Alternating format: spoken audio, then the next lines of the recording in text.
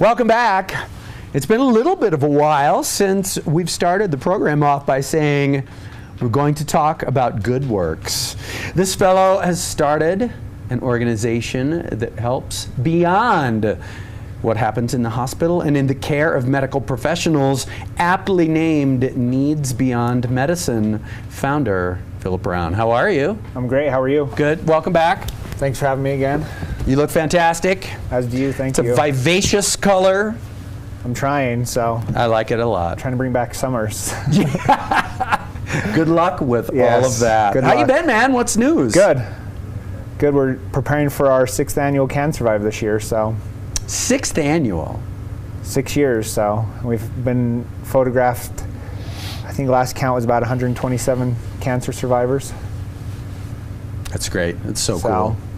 And it's all types of cancers, ages, photos shown with their, next to each photos, their story shown of kind of what helped them get through the treatment, or words of encouragement for people that aren't being diagnosed with cancer or kind of battling with that disease. So, and to kind of set a tone for the work that you do, we were going to have a friend who is currently in treatment. Yes, and he's kind of our model for this year's event. He's been in our commercial and our billboard, and he's actually unfortunately laid up in bed, so dealing with another bout of it. So absolutely part of the reality, that harsh reality. Sometimes those of us who don't do the kind of work that you do, aren't in the medical fields, and don't have somebody really immediate to us, don't see that.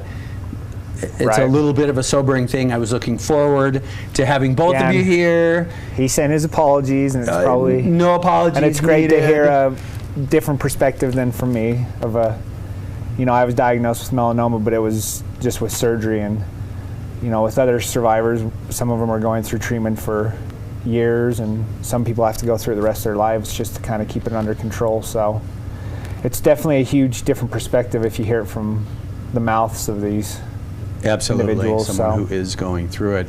And I believe we have you brought a trailer or a commercial for the event. Yep. Should we take a look at that now? Yeah. canSURVIve. My name's Dave, and 11 years ago, I was diagnosed with cancer. When fighting cancer, you are faced with many obstacles, one of those being finances.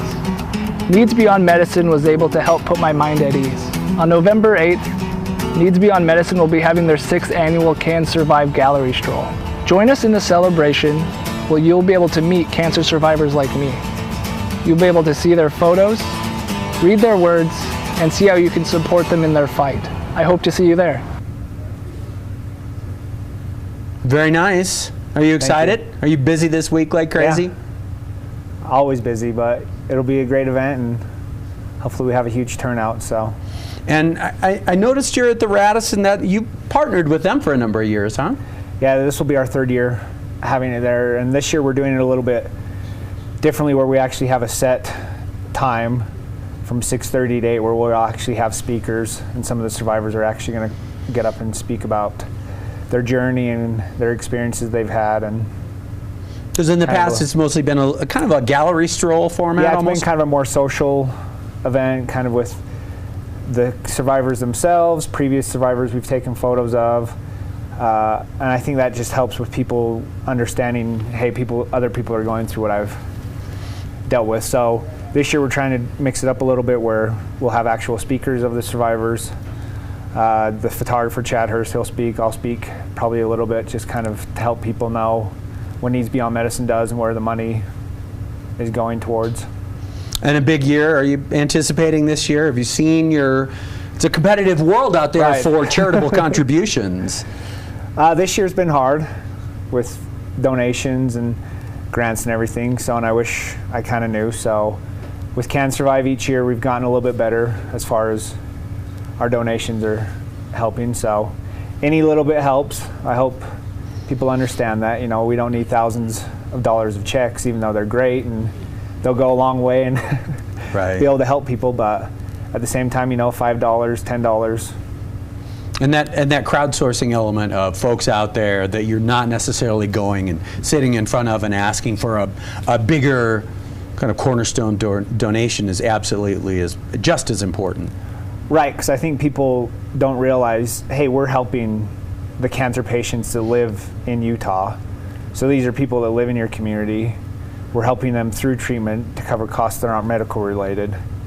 And I think people don't have no idea, unless you're in that situation of going through treatment, right, how big of a burden it is, how much time off you have to take for work, kind of the bills that keep piling up, and we're just trying to alleviate a little bit of that. So I think even from a donor's perspective, I think that helps them understand, okay, this is actually going to stay here, and it's going to an actual individual instead of overhead costs or whoever, you know, we have to send it back to our corporate or wherever. No, we're based in Utah and it stays here. Right.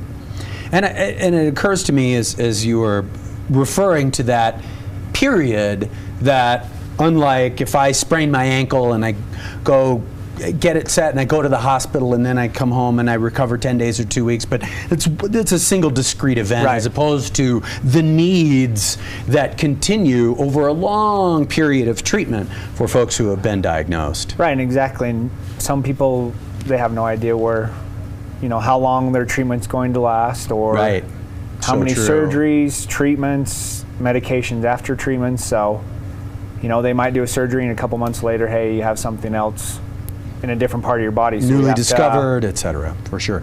So tell folks the website address and physical address for this weekend. So it's actually on November 8th, so it's in a few weeks. Oh, we've got, for some reason I had it in my head, it was this weekend. It's in a few weeks, so it's at the Radisson Downtown Salt Lake. It's at 215 West South Temple.